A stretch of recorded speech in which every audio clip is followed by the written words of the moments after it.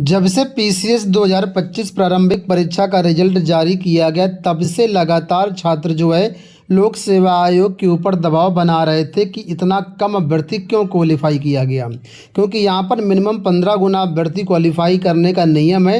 लेकिन छात्रों का कहना कि 13 गुना से भी कम अभ्यर्थियों को क्वालिफाई किया गया, तो ये गलत है। इसके साथ ही विभिन्न भर्तियों में आप लोग जानते हैं, चाहे वो एलटी ग्रेड हो, जीआईसी प्रवक्ता हो, पीसीएस हो या अन्य जो भी भर्तियाँ होती हैं, इन किसी भी भर्ती में जो अभ्यर्थियों के मार्क्स नहीं बताए जाते हैं, जो कट ऑफ होती है वो पहले नहीं बताई जाती, वो सबसे लास्ट में बताई जाती है। तो ऐसा क्यों? इस पर लोक सेवा आयोग की तरफ से पूरा स्पष्टीकरण जारी हो चुका है आज 11 दिसंबर को।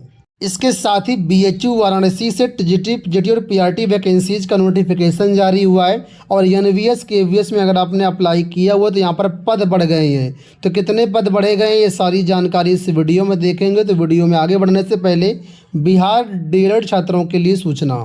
आज इस वीडियो में हम लोग बात करने वाले हैं बिहार डीएलएड 2026 एग्जाम की बेस्ट बुक के बारे में, जो कि चक्षु प्रकाशन द्वारा जारी की गई है।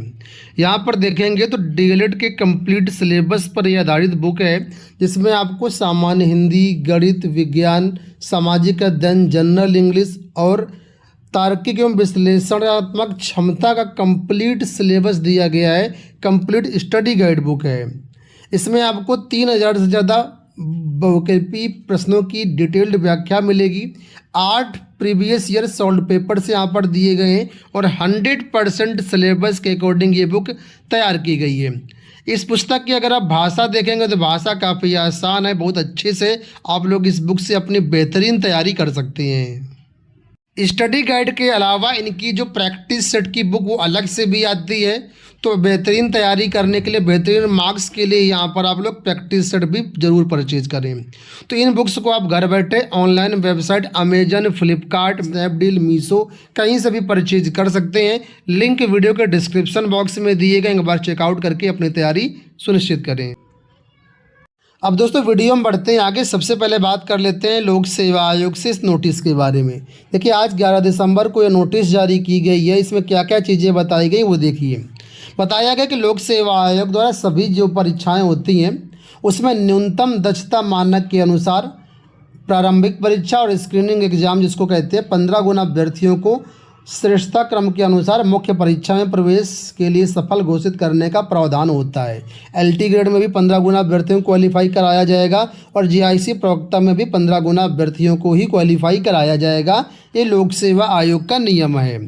लेकिन यहाँ पर आगे बताया गया है कि बहुत सी ऐसी लोक सेवा आयोग की परीक्षाएं होती हैं जिसमें बहुसंवर्गीय पद सम्मिलित होते हैं। एग्जाम्पल के लिए पीसीएस का एग्जाम्पल दिया है, आरओ का एग्जाम्पल दिया है कि यहाँ पर भी 15 गुना अभ्यर्थियों को क्वालिफाई कराने का प्रावधान है। लेकिन होता क्या है कि यहाँ पर 2 तरह की क्वालिफिकेशन होती है। एक होती है सामान्य योग्यता और दूसरी होती है विशिष्ट योग्यता। ठीक है, तो सामान्य योग्यता जैसे एग्जाम्पल यहाँ पर पीसीएस का दिया गया। सामान्य योग्यता में जो ग्रेजुएशन पास वाले अभ्यर्थी होते हैं उनको क्वालिफाई कराया जाता है। और विशिष्ट योग्यता वाले पद जैसे कि उपनिबंधक के लिए आपने आवेदन किया है, या जिला लेखा परीक्षा अधिकारी के लिए आवेदन किया है, या एसीएफ आरओएफओ के लिए आवेदन किया है, तो ये विशिष्ट योग्यता वाले पद हैं। तो जब लोक सेवा आयोग रिजल्ट देता है तो अगर कोई अभ्यर्थी दोनों प्रकार के पदों के लिए एलिजिबल है, यानी कि वो सामान्य योग्यता वाले पद के लिए भी एलिजिबल है और विशिष्ट योग्यता वाले पद के लिए भी एलिजिबल है, तो उसका रोल नंबर रिजल्ट में 2 बार नहीं लिखा जाता है बल्कि एक ही बार लिखा जाता है। इससे होता क्या है कि लोक सेवा आयोग तो 15 गुना अभ्यर्थियों को ही क्वालिफाई कराता है या उससे ज़्यादा क्वालिफाई कराता है। लेकिन जब अभ्यर्थियों के पास ये रिजल्ट पहुंचता है तो उनको लगता है कि नहीं, 15 गुना से कम अभ्यर्थियों को क्वालिफाई कराया गया है। यही एक बड़ा कारण है कि लोक सेवा आयोग के ऊपर तरह तरह के एलिगेशंस लगते हैं। और अभी छात्रों ने जो पीसीएस 2025 प्रारंभिक परीक्षा परिणाम का मुद्दा बनाया, जिसमें छात्रों ने कहा कि मात्र 13 गुना ही अभ्यर्थियों को क्वालिफाई कराया गया है, वो लोक सेवा आयोग का कहना है इसी कारण हुआ है, क्योंकि हमने तो 15 गुना से ज़्यादा अभ्यर्थियों को क्वालिफाई कराया है। लेकिन बहुत से ऐसे छात्र हैं जो कि 2 अलग अलग क्वालिफिकेशन वाले पदों में एलिजिबल हो जाते हैं, तो उनका रोल नंबर एक ही बार लिखा जाता है। अब यहाँ पर छात्र कहेंगे कि नहीं, छात्रों को कैसे पता चलेगा कि उनको 2 बार क्वालिफाई मतलब 2 अलग अलग पदों के लिए योग्य घोषित किया गया है? तो लोक सेवा आयोग का कहना है कि जब आप मुख्य परीक्षा के लिए आवेदन करेंगे जा करके, तो जो अभ्यर्थी एक पद के लिए क्वालिफाई किया होगा उसको वहाँ पर एक ही पद दिखेगा, लेकिन जो अभ्यर्थी 2-3 पदों के लिए क्वालिफाई किया गया है उनको वहाँ पर सभी पदों के विकल्प दिख जाएंगे। तो इसका मतलब जितने भी विकल्प वहाँ पर दिख रहे हैं उन सभी पदों के लिए वो योग्य है। तो आयोग ने कहा कि इसमें जो छात्र भ्रमित हो रहा है, भ्रमित होने की बिल्कुल भी आवश्यकता नहीं है। अब दूसरा मुद्दा यहाँ पर प्राप्तांक और कट ऑफ को लेकर के है। यहाँ पर भी आप लोग जानते हैं लोक सेवा आयोग क्या करता है कि जब फाइनल रिजल्ट जारी कर दिया जाता है उसके बाद प्राप्तांक कट ऑफ जारी किए जाते हैं। तो यहाँ पर लोक सेवा आयोग का कहना है कि चूँकि ये सेम प्रणाली जो है संघ लोक सेवा आयोग यानी कि यूपीएससी नई दिल्ली द्वारा आयोजित की जाती है, तो उसी प्रणाली को हम भी फॉलो कर रहे हैं। और इसका विरोध करने के लिए ऑलरेडी जो सुप्रीम कोर्ट है वहाँ पर एक केस लगाया गया था, ठीक है, और उस केस में संघ लोक सेवा आयोग ने भी सेम चीज़ें स्पष्ट की हैं और सुप्रीम कोर्ट ने वो केस निस्तारित कर दिया। यहाँ पर देखिए ये याचिका लगी थी हिमांशु कुमार अन्य बनाम भारत, तो इसमें सेम जो है संघ लोक सेवा आयोग ने कहा कि नहीं जो प्रणाली है वो बिल्कुल सही है और सुप्रीम कोर्ट ने भी इस याचिका को इसी के साथ निस्तारित किया है। यहाँ तक कि जो यूपीएससी सिविल सर्विस आईएएस का रिजल्ट होता है उसमें भी यही वर्ड लिख करके आता है कि हम अंतिम परिणाम के बाद ही रिजल्ट जारी करेंगे। तो जो यूपीएससी का नियम है सेम उसी नियम पर यूपीपीएससी भी चल रहा है। इसके साथ ही यहाँ पर नीचे ये भी बताया गया है कि यूपीएससी के खिलाफ भी एक याचिका लगाई गई है। इसी मुद्दे को लेकर के याचिका नंबर यहाँ पर मेंशन की गई है, 2025 में याचिका लगाई गई है। ये याचिका है यहाँ पर देखिए उच्च न्यायालय इलाहाबाद में स्पेशल अपील डिफेक्टिव संख्या ये है लोक सेवा आयोग ये याचिका लगाई गई। इसमें भी कहा गया है यही सारी चीज़ें हैं और इसका जो निर्णय है अभी लंबित है। तो जैसा भविष्य में हाई कोर्ट का निर्णय आएगा उसी के अनुरूप हम काम करेंगे।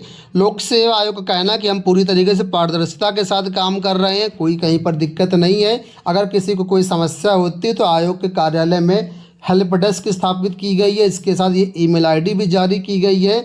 इसमें जो कर्मचारियों की तैनाती की गई ताकि कर्मचारी नियमित रूप से मॉनिटरिंग कर सकें, तो आप लोग भ्रमित ना हो और आपके साथ सब अच्छा हो रहा है।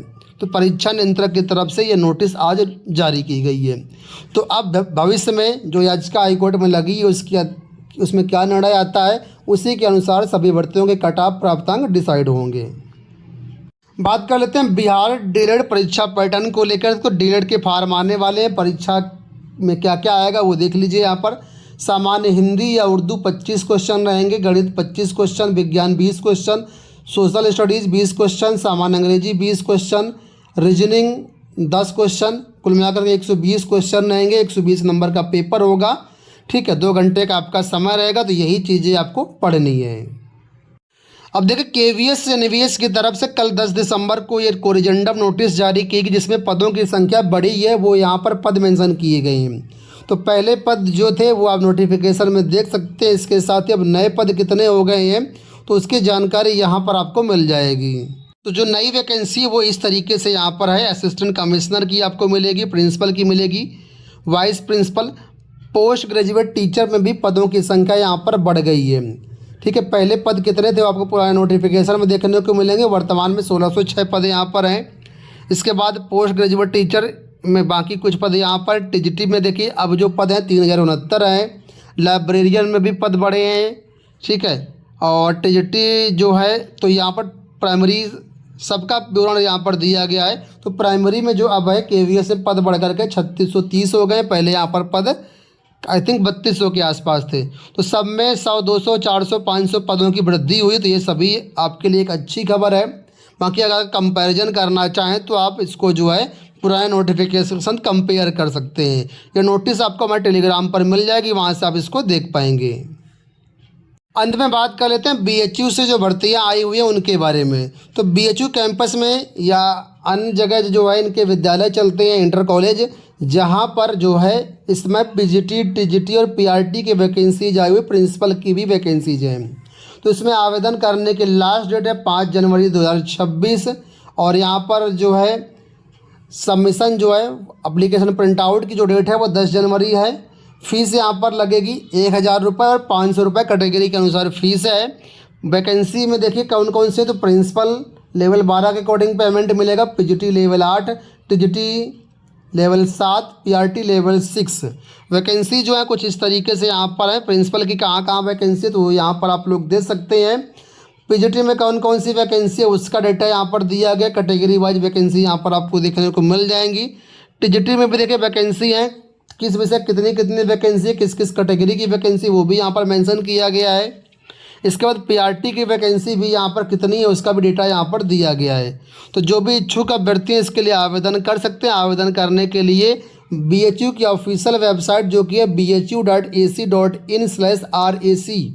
यहाँ पर जाकर के इसका आप आवेदन कर सकते हैं। क्वालिफ़िकेशन वगैरह देखना चाहें तो यहाँ पर मेंशन की गई नॉर्मल जो क्वालिफ़िकेशन होती है वही सेम क्वालिफ़िकेशन यहाँ पर है। टीजीटी के लिए बोला गया है कि यहाँ पर जो है ग्रेजुएशन होना चाहिए, इसके साथ बीएड होना चाहिए, इसके साथ सीटेड होना चाहिए। पीजीटी के लिए बोला गया है पोस्ट ग्रेजुएशन होना चाहिए, साथ में बीएड होना चाहिए। ठीक है, तो बाकी अगर आप कहेंगे तो डिटेल्ड वीडियो इसका मैं अलग से बना दूंगा, आप इसमें आवेदन कर दीजिएगा। उम्मीद करेंगे वीडियो पसंद आया होगा। धन्यवाद।